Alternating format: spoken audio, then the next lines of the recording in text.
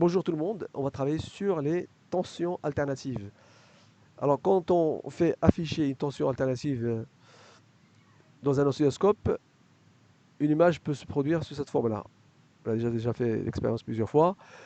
Et il faut juste repérer qu'est-ce qui se passe par division, c'est-à-dire par carreau. Là, on vous dit qu'il y a 0,5 volts par division. C'est-à-dire que verticalement, on dit aussi sensibilité verticale, pour chaque carreau, c'est une division, pour chaque carreau, il y a 0,5 volts. Et puis horizontalement, c'est le temps. C'est-à-dire que pour chaque carreau, il y a 20 millisecondes. Pour chaque carreau, il y a 20 millisecondes. D'accord? Ce sont les prototypes d'exercices que vous allez rencontrer.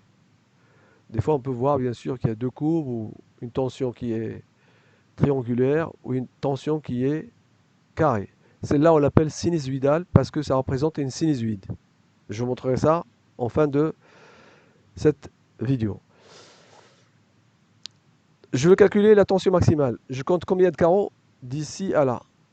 D'accord? Ça correspond à la tension maximale. De là à là. C'est la tension maximale que j'appelle Umax. Et pour la calculer, Umax est égal 3, on vous dit 0,5 volts par division. Donc ça fait 3 fois 0,5 et ça fait 1,5 volts. Pas besoin de calculatrice. Pour avoir U efficace, ça c'est dans le cours, il faut savoir que U efficace, c'est Umax sur racine de 2. Ici, donc, ça fait 1,5 sur racine de 2. Vous prenez votre calculatrice, menu, et je vais directement dans Run. 1,5 divisé par racine de 2. Ça fait 1,06 volts. 1,06 volts.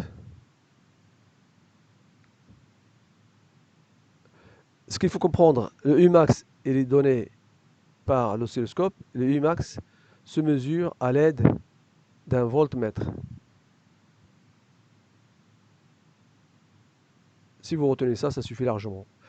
Ensuite, pour avoir T, la période, il faut regarder qu'est-ce qui se passe pendant une période. Une période, c'est la répétition de ce motif-là. Vous voyez bien que ce motif, il vient de là à là.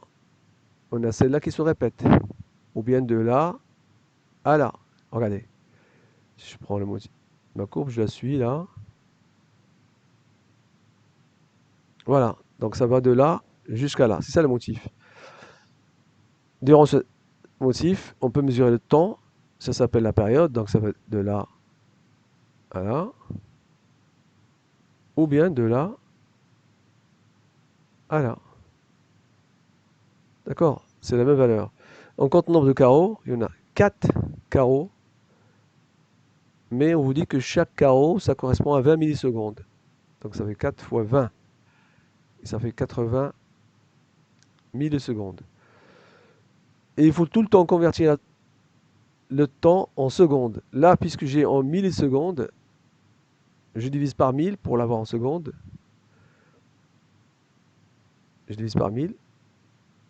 Donc ça fait 0,08 secondes. Une fois que j'ai la période, je peux calculer la fréquence. La fréquence, par définition, c'est 1 sur la période. Et cette fréquence-là, on peut la fixer avec le GBF, avec le générateur basse fréquence.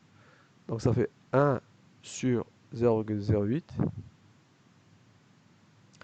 Je prends ma calculatrice et j'ai 1 divisé par 0,08 et je trouve 12,5. Donc la fréquence est de 12,5. L'unité, c'est le Hertz. Et voilà, j'ai fini pour cet exercice. Dans tout ce genre d'exercice, vous aurez à déterminer une période,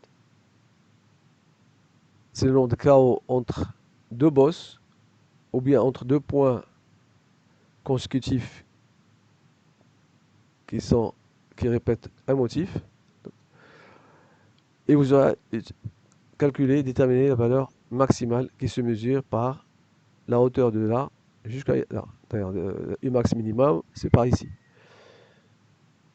Il faut comprendre qu'une fois que vous avez ça, et une fois que vous avez compris ce calcul-là, tout le reste se fait tout seul. Il faut juste identifier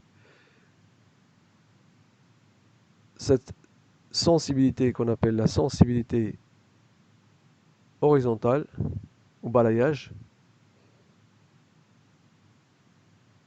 horizontal ou balayage du temps. On appelle aussi balayage. D'accord? Et celle-là, c'est la sensibilité verticale.